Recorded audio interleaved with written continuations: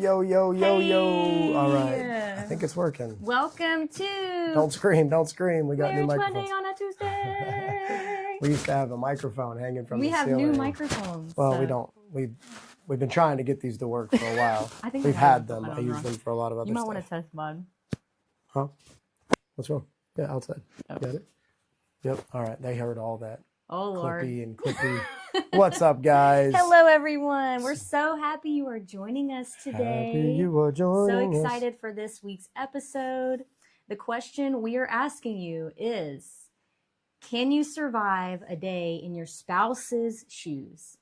Can you survive a day in your spouse's shoes? Well, no. Kinda. Kinda. We know you can. But do you really want to, is the point. Yeah. And I think the reality is most people don't even enjoy their shoes every day. Right. So, True. you know, it's like I told you last night, I could survive in your shoes, but I definitely don't want to. Yeah. And the heart behind today is that, do you truly understand and are you having empathy for your spouse? Yes. Are you understanding what each of you are carrying every single day? Because as husbands and wives, we have different roles, different things that we take on. And a lot of times it's unique to your marriage. It's not a one size fits all. Doesn't mean, just because you're the wife, you do X, Y, and Z. Just because you're the husband, you do X, Y, and Z. But you each have certain things that you do as spouses. Yep. And I think a lot of times what we hear from married couples is, he doesn't understand that I, do this all day. And then the husband's not understanding. He's like, well, my wife doesn't see that I go out and do this all day. So today we just want to talk to you about the heart behind that and what we can do to be better as spouses and to truly understand each other's load every day. Right. And it stems all the way back to what we talk about all the time, which is a heart of gratitude. It's a heart of celebration. It's compassion for your family, for your spouse, for your wife, for your husband. And, this is just something we're lacking in the world. It no matter how you cut it, the media, the propaganda, the rhetoric that happens around you all the day is me, me, me. We live in a selfish kind of world. And we have to change that, because the Bible says, how can two people walk together unless they walk in agreement? And, you and I do something with a lot of couples. I think we have like 6 or 7 couples trained in it that also help couples in our church. And we're looking to have eventually way more than that. But it's called SYMBIS, Save Your Marriage Before It Starts. Also, Save Your Marriage Before It's Sabotaged. But in that, there's a part in there where it actually shows you, and it's such a simple practice, but it shows you, like, when I was growing up, here's like all the main things of the day. Like taking out the garbage, doing the laundry, just simple things, just simple task stuff. But it's like my mom did that or my dad did that. And then it shows the other person in the couple. My mom did that. My dad did that. And then down below it says, I expect to do that, or I expect him to do that. I expect her to do that, or I expect me to do that. And it's amazing how often there's a discrepancy in that. Bruce, sit down. Okay, our dog is being crazy. Go lay down. He's very needy the last couple of days. Yeah. So when we do not truly understand what each other is carrying, there are different things that can build up. There's different things that can happen when we don't truly understand each other's load. And the first thing is resentment. When you don't truly understand what your spouse is carrying every day, you can easily build up resentment towards them without even realizing it. You do. I mean, it's tired, fatigue, emotion. The Bible says, love the Lord with all your heart, all your mind, all your soul, your mind, your will, your emotions, all your strength. So we're working all these things in order. And to really love the Lord, we have to learn to love our spouse, our family, our kids. It means we have to work our soul into this. We have to work our feelings, our emotions. And a lot of times we don't work that stuff in there. We just kind of carry it. We burden it. So I think there's some practicality to it. Explain kind of where this one came from. What do you mean? This episode. Wait, hold on. I was gone. Oh, There's a whole reason we did this episode. So I noticed, my husband just went on the men's retreat, which was awesome. So awesome. If you're a dude, you got to go next year. But he went on the men's retreat, and I had to do things that typically my husband would do. Like I got this urge that I was going to paint my living room. And normally he's like the one, he's going to pick out the color. That's not, I know I normally the wife might do that, but in our case, I have like a slight color issue in my eyes, so I can't see all the colors very well. So he normally picks it out. He normally makes sure we have all the supplies. He'll move the furniture. He'll take care of all that stuff. Unplug, unscrew and stuff. And he wasn't here, and I was like, I'm gonna do this. Like, I'm gonna take this on. And it was really hard, you guys. And I could do it, right? I definitely knocked it out. But in that moment, I'm like, it's just one of those little things. I was like, wow, I'm so grateful that, that my husband does those things, right? Yeah, and then she was in Florida for like 5 days with her mom and her grandma and stuff. And I just remember like taking care of this dog and having to do what about the missions trip? Missions trip is, oh my gosh. So I went ahead of him one time. Honestly, for quite a while since we got married, I just don't pack anymore. I just leave it up to her, like handle it, whatever. So she went out to the missions. We had 2 trips going, and I was meeting our team on the second trip. So there was one trip coming home and then another trip going out. And she went for both and was leading both teams. Yeah, so I was gone for about like 10 or 11 days before you left. Right. And so she was like, hey, well, like, pack your own bag, whatever. And I was like, okay, cool. Well, normally I help pack our stuff. No, you don't help pack it. Normally you pack it now. Yeah. My stupid butt. I have like a running list of everything we need when we go anywhere, Yeah. And so I show up in Guatemala and it's like, where's this? Where's this? Where's this? And I don't have any of it. I don't have any of it. It just happened. I went to the men's retreat, had no towel, no washcloth, because I didn't really help you. No soap. I had a pillow, thank God. But it's just I went to Bible college, completely forgot my bedding, my pillow. I remember a friend of mine brought me all that stuff. So there's just things that I don't think about, and she does. Yeah, and you were gone at that retreat, that pastor's retreat. That was a few days. And you had me running errands that I don't normally run. Yeah. Like I had to go down to the borough and do this. I had to write this check. I had to do that. And I was like, oh my goodness. Like it was cool because when you're away from your spouse, sometimes you can get a perspective like that. Some of our girls at the church were like, one of our young moms, she's got 3 little babies and she's trying to get to her life group. And normally her husband's like helping pick up the kids from dance and, changing a diaper. And she was trying to do all of it on her own. And she was like, I can't wait for my husband to be home. So it's awesome because we get to go through life together with our spouse and we get to help each other. What's that? Nothing. Oh, we get to help each other carry the load. But whenever we lose sight of, what our spouse is actually carrying, and what we just named are a bunch of, I guess. They're just tasks. Yeah, they're tasks. But there's a lot of mental things that men and women both carry. Wives and husbands are both carrying. And if we're not empathetic towards those things, we can easily become resentful towards one another. Another thing is your communication can get broken. You can feel burned out. Like there's just a lot of things that you're going to feel the waves of when you do not truly appreciate and value what each other is doing. When we lose the desire to understand each other, we have already lost the pursuit of communication. You think about like what did your spouse bring in to the marriage? Emotionally, mentally, spiritually, what beliefs, what systems are still moving, changing, evolving, what deconstruction is happening in the way that they believed in themselves or saw themselves that you're still working on. And we say it all the time. People come to our jobs and we give them, like when you were a banker, I'm a pastor. Someone comes into the church and they go, pray for me. But the first thing I'm going to think is, well, how did you get here? What's going on? How can I help you? It's not just like pray for you. No, we want to understand. We want to help you. But then we go home and we see our spouse, our kids in a tantrum or an emotional wave in a sense of depression. We're like, oh, just get over it. And it's like, no, what are you carrying? And you think of the Good Samaritan in the Bible and they said, hey, love your neighbor as yourself. They said, well, who's my neighbor? And Jesus goes through this incredible parable of this person who was beaten and kicked and basically down in the worst of situations, left by the road to die.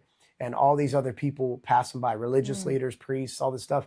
But this other person, this man, this person who was across the culture, a person who didn't see eye to eye with this person, they saw them and they valued them, and they immediately go over and they pick them up and they restore them and they care for them and they take them to a safe place. Like, and Jesus said, that's your neighbor. Your neighbor is the person. And who's your neighbor first? Your spouse. That's your spouse coming home broken, having the day just wearing on them. And some of the things that I don't think we see in one another, like women, typically you're carrying a lot of mental load as far as like we're planners, a lot of times. Again, this is generic, but like we can be planners, like we're thinking about doctor's appointments and getting our kids places and preparing our home and preparing meals and, dinners. And then our husbands are carrying this intrinsic need to provide and protect and to secure their home. So they're both, and the roles might be flipped. Yeah, like, true. We're breaking this down based on the reality that someone's doing something and the other person's doing the other. That's more than likely that the house is divided in the burden, but we must not assume one burden more burdensome than the other. Yeah, even no matter how heavy it may feel like, it may feel like a lot that you're having to do every single day, but we have to look at the other side of it and think, what is my spouse carrying every single day? Yeah. What are they walking through? What words are being spoken to them throughout the day from others and to their own selves? Like, what are they fighting with in their head? Yeah. And you think about like Jesus often dealt with first of all, Ephesians 5 says that marriage is the revealing of this mystery of Christ. And so when we see how people came at Jesus, who's trying to care for his bride, we see people in that invitation of the bride, people who have the invitation to follow him, people who have the invitation to surrender their life to make him the Lord of their home, the Lord of their life, the Lord of their heart. And they constantly come at him and they're irritated. Why aren't you doing it this way? Why aren't you doing it that way? And Jesus, he explains to them, and some he has to rebuke. Some he enlightens, some leave him, some just seriously just divorce him. They walk out the room, they give up. And so, be compassionate with your spouse. But does your spouse really know everything you do? You might be irritated with how they don't appreciate you, but do they actually know what you do? When's the last time you said, hey, what do you do on a daily basis? And not from the perspective of what do you do on a daily basis? Be curious, of one another. Be curious of what each other is doing and having those conversations of like, hey, let's sit down.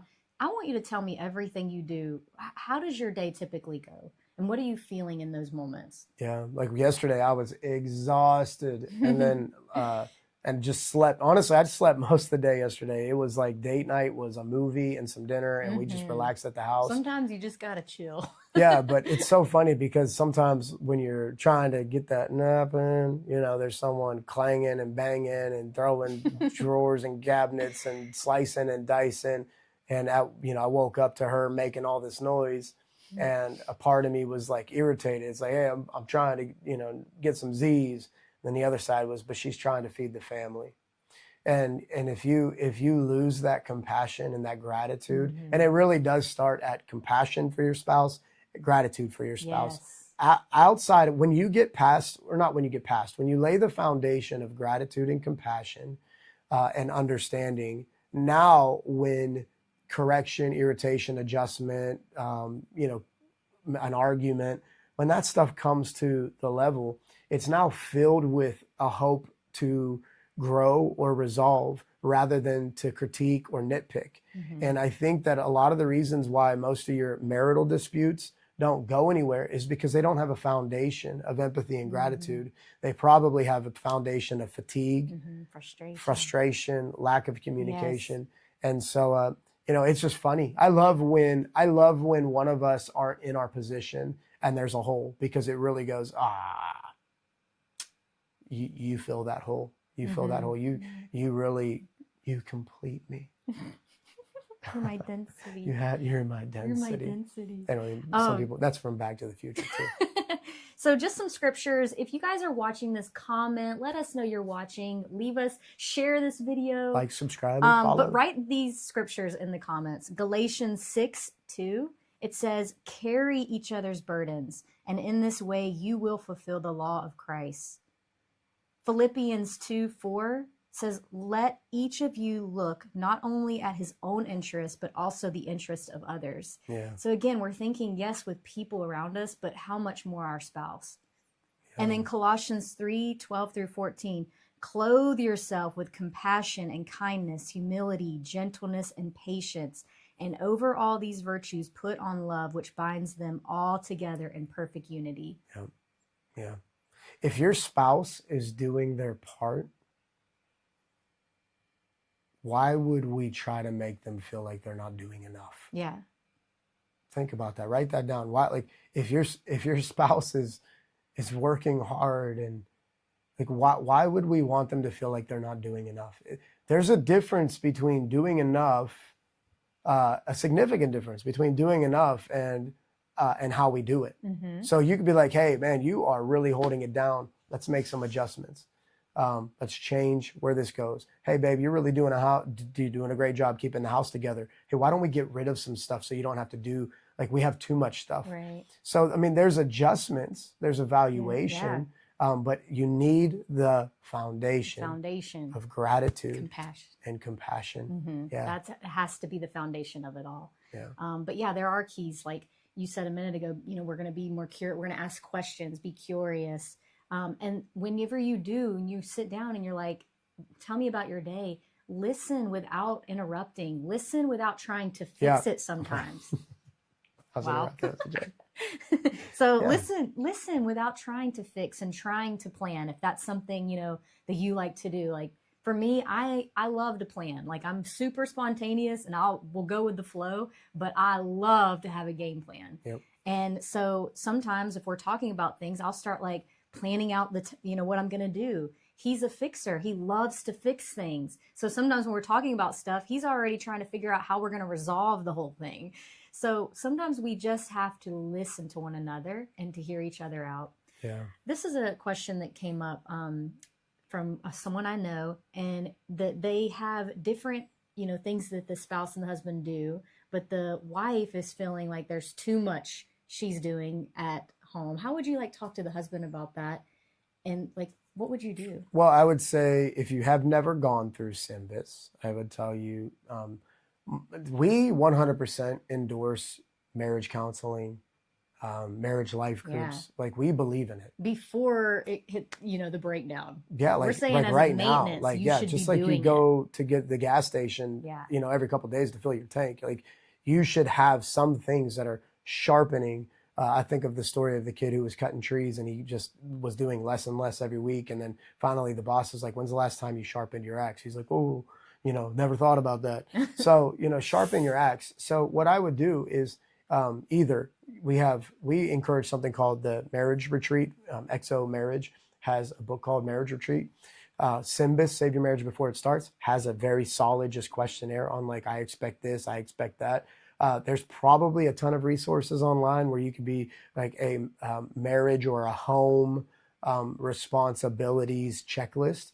And but at the end of that, the reason I'm bringing all that up is that you sit together and go, hey, what do you do? Mm-hmm. When's the last time that you just sat down and made a list of everything you both do and then go, wow, should we be doing that? Should you be doing that? Should we do that at all? And being realistic and going, hey, you might be doing too much. We need to pull back. Mm-hmm. I think I've said it before.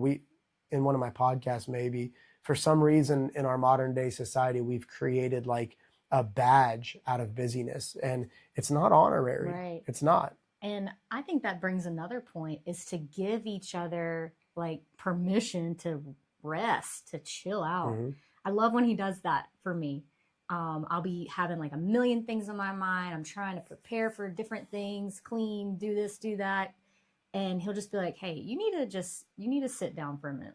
Take a nap, take a power nap, a 15-minute power nap. Yep. And when he tells me that, I'm like, okay, all right, maybe I should do that, versus being having that guilt of we need to help each other. Yeah. We need to help each other to rest. And let's be realistic, guys. Help each guys. other to slow down. If you don't, this is why it's so important to, before you get married, to get into some premarital, workshop type stuff where you can kind of get a perspective of these things. I think a lot of the stuff is assumed. also, I want to say this, and it might come across a little brash or harsh, but your kids don't deserve you to do everything for them. You need to teach your kids to be a part of the family.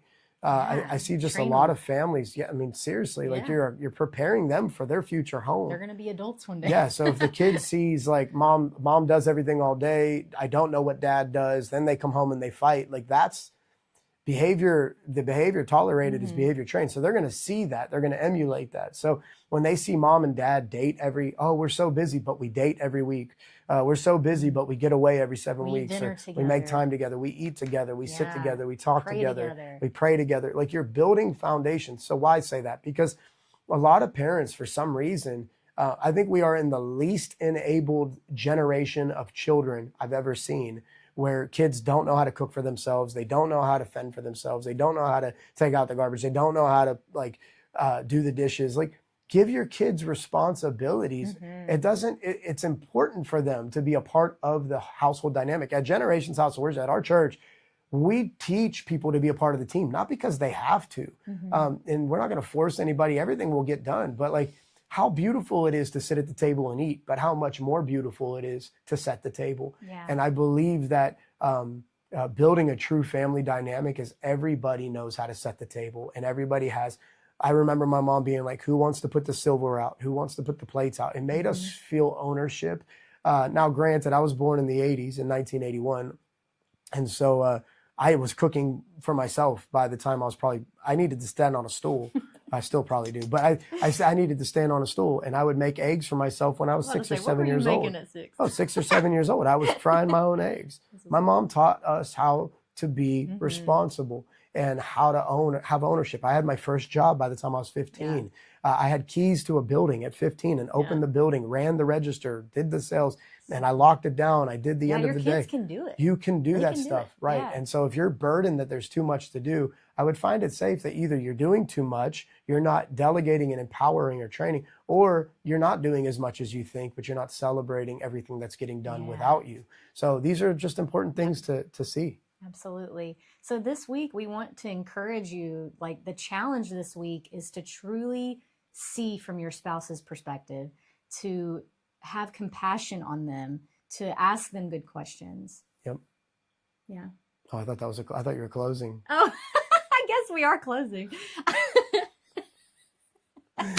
I don't ever know how to close. These are so unscripted. They're not. Yeah. You guys, we're in my office. We're just sharing. Y'all. I think the camera's crooked today too. It might be crooked, but don't worry about it. I don't know what's going on, man. We're just trying to bring everything we can to help you win. That is what Marriage Monday is all about. We love you so much. We believe in you, and we're so grateful and happy that you are watching this, that you're joining us in this. So we're going to be live every Tuesday. We're not going live. There will be a new there'll be a new episode every Tuesday. It's not going to be live. There will be a new episode. It says live because it streams, but we're not live. Right.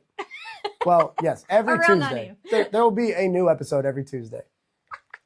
It's not live. It's live to y'all. It's not live. I just don't want people to think like we're live right now. Okay. Yeah, you're a dork. We love you so much, and we hope you have an awesome, awesome week. Yeah, you guys have a fantastic, amazing day. Change your marriage this week. Yes. See you guys.